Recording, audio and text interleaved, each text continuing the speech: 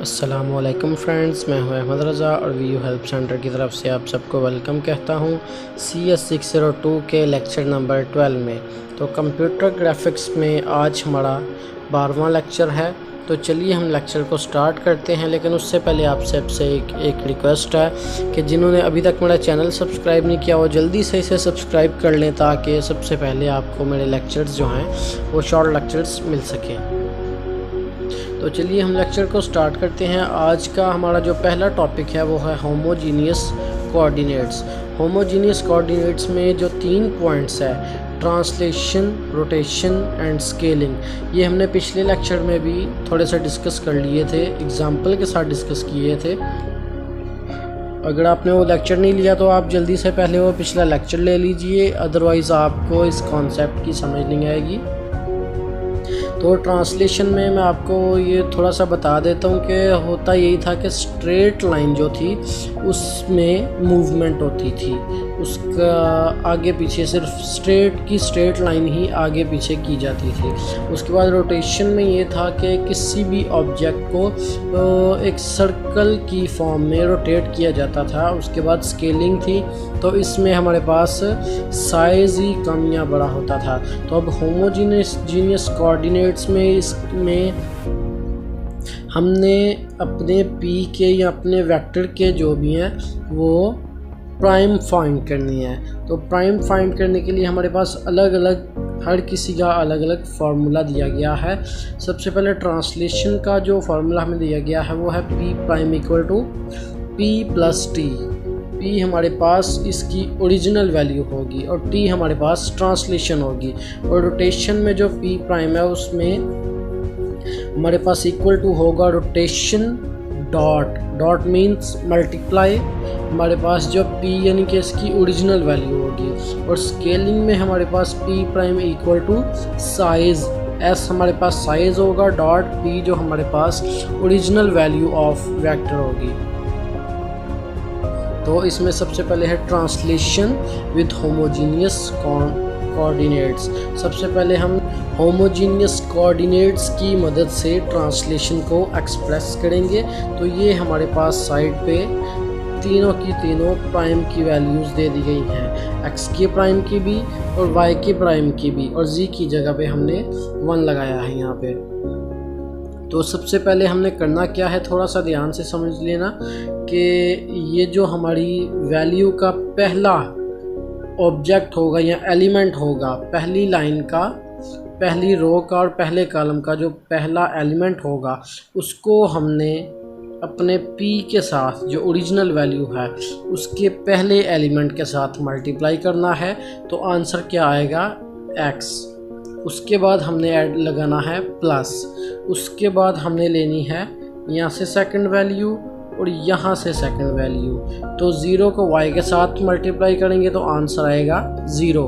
और उसके बाद हमारे पास बच गया tx और इसको 1 के साथ मल्टीप्लाई करेंगे तो हमारे पास आंसर आएगा tx।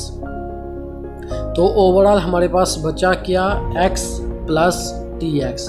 तो ये जो है x प्लस tx ये हमारे पास x प्राइम के इक्वल ही होगा।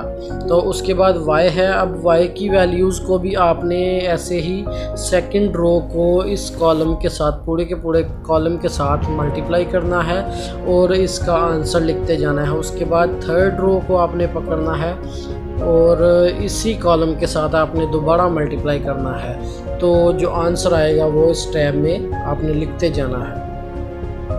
उसके बाद हमारे पास आएगी रोटेशन विद होमोजीनियस कोऑर्डिनेट्स। अब जब रोटेशन की बात हमारे पास आ गई है तो ज़ाहिर सी बात है यहाँ पे एंगल्स भी होंगे, कॉस, साइन, और वैसे भी थीटा की वैल्यूज़ वगैरह तो लाजमी होंगी, क्योंकि थीटा के एंगल के बगैर तो कोई भी रोटेशन जो है वो पॉसिबल नहीं है। तो अब हम होमोजीनियस कोऑर्डिनेट्स के ज़रिए रोटेशन को एक्सप्रेस करवाएंगे। तो सबसे पहले हमारे पास x प्राइम जो है इसमें हमारे पास वैल्यूज़ दी गई हैं cos theta minus sine theta और 0। तो जैसे हमने पिछले ट्रांसलेशन में हमने मल्टीप्लाई किया था, वैसे ही यहाँ पे भी हमने cos थीटा को x के साथ मल्टीप्लाई करना है, तो आंसर आएगा x cos थीटा। उसके बाद हमने माइनस साइन को y के साथ मल्टीप्लाई करना है, तो हमारे पास आंसर आएगा माइनस y साइन थीटा। और 0 को 1 के साथ मल्टीप्लाई करेंगे तो वो 0 ही आएगा। तो हमारे पास जो ओरिजिनल आंसर बना वो हमारे पास होगा, हमारे पास x प्राइम की जो वैल्यू आएगी वो होगी x cos theta minus y sine theta. इसी तरह आपने सेकंड वैल्यू को भी निकाल लेना है और थर्ड वैल्यू को भी निकाल लेना है। तो ये हमारी रोटेशन विद होमोजीनियस कोऑर्डिनेट्स होंगे। उसके बाद हमारे पास स्केलिंग है, तो स्केलिंग में आप सबको पता है कि साइज़ ही हमने छोटा बड़ा करना होता था स्केलिंग में। तो अब होमोजीनियस कोऑर्डिनेट्स के ज़रिए स्केलिंग को जब एक्सप्रेस करवाना है तो यहाँ पे तरीका वही है कि पहले एलिमेंट के साथ यहाँ पे मल्टीप्लाई करेंगे, तो ये हमारे पास आएगा x sx। उसके बाद दोनों ज़ीरो हैं तो वो y और 1 भी ज़ीरो हो जाएंगे। तो हमारे पास जो x प्राइम की वैल्यू आएगी वो आएगी x sx।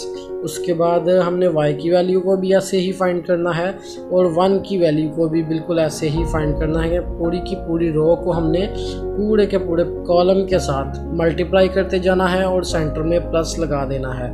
तो जो भी वैल्यू बचेगी वो हमारे पास प्राइम की वैल्यू आएगी। उसके बाद है कंपोजिट ट्रांसफॉर्मेशन। कंपोजिट ट्रांसफॉर्मेशन में मैं आपको बता दूं कि ये इसकी एडिशन जो है वो ट्रांसफॉर्मेशन में बहुत ही ज़्यादा आसान है। इसमें हमने करना क्या कि सबसे पहले इस वैल्यू को लेना है और यहाँ से भी सेकंड मैट्रिक्स में भी पहले एलिमेंट को लेना है। मल्टीप्लाई किया 1 मल्टीप्लाई 1 और यहाँ पे हमारे पास जो आंसर आएगा वो 1 आ जाएगा। उसके बाद हमने सेकंड वैल्यू को लेना है, यहाँ पे 0 है, यहाँ भी 0 है, तो 0 मल्टीप्लाई 0, यहाँ पे 0 आंसर आ जाएगा। उसके बाद थर्ड वैल्यू को हमने लेना है, यहाँ पे है tx2, यहाँ पे है tx1, तो इन दोनों को हम प्लस कर देंगे तो हमारे पास tx1 प्लस tx2 जो है वो आंसर आ जाएगा। ट्रांसलेशन में सेंटर में डॉट ही आएगा, लेकिन जो हमारे पास वैल्यूज़ हैं वो प्लस हो जाएंगी बाद में। सबसे पहले उनको हमने मल्टीप्लाई करना है, जो मल्टीप्लाई ना हो सके उनके सेंटर में हमने प्लस का साइन लाजमी लगा देना है। उसके बाद ऐसे ही अब हम सेकंड रो के पहले कॉलम को पकड़ेंगे, फिर सेकंड रो के पहले कॉलम को पकड़ के इनको मल्टीप्लाई करेंगे, तो यहाँ पे इसका आंसर लिख देंगे। बिल्कुल इसी तरह हमने पूरे के पूरे मैट्रिक्स की मल्टीप्लिकेशन करके अपनी सारी की सारी जो वैल्यूज़ हैं वो यहाँ पे ऐड कर देनी है। तो ये हमारे पास कंपोजिट ट्रांसफॉर्मेशन होगी। कंपोजिट ट्रांसलेशंस, इसमें हमारे पास वही x प्राइम और y प्राइम और 1 की जो वैल्यूज़ आ गई हैं। तो करना इसमें भी हमने यही है कि पहले एलिमेंट के साथ मल्टीप्लाई कर देना है और फिर सेकंड को और फिर थर्ड को, जैसे हमने पीछे पढ़ा। तो इसी तरह से पूरी की पूरी रो को हमने पूरे के पूरे कॉलम के साथ मल्टीप्लाई करेंगे तो सेंटर में प्लस लगाएंगे, जैसे ये फार्मूला में हमें दिया गया है। तो हमारे पास हमारी x प्राइम की और y प्राइम की और 1 की जो वैल्यू है वो बड़ी आसानी से निकल आएगी। थोड़ी सी प्रैक्टिस की ज़रूरत है। अगर आप इसकी टाइम पे प्रैक्टिस कर लेंगे तो पेपर्स के नज़दीक जाके आपको किसी भी किस्म की परेशानी नहीं होगी, ये मैं आपको श्योरिटी से कह रहा हूँ। उसके बाद है कंपोजिट स्केलिंग। इसमें भी वही चक्कर है कि सबसे पहले हमने फर्स्ट एलिमेंट को लेना है यहाँ से भी और सेकंड मैट्रिक्स के भी फर्स्ट एलिमेंट को लेना है। तो अब यहाँ पे स्केलिंग में आके हमने मल्टीप्लाई करना होता है डॉट प्रोडक्ट के ज़रिए।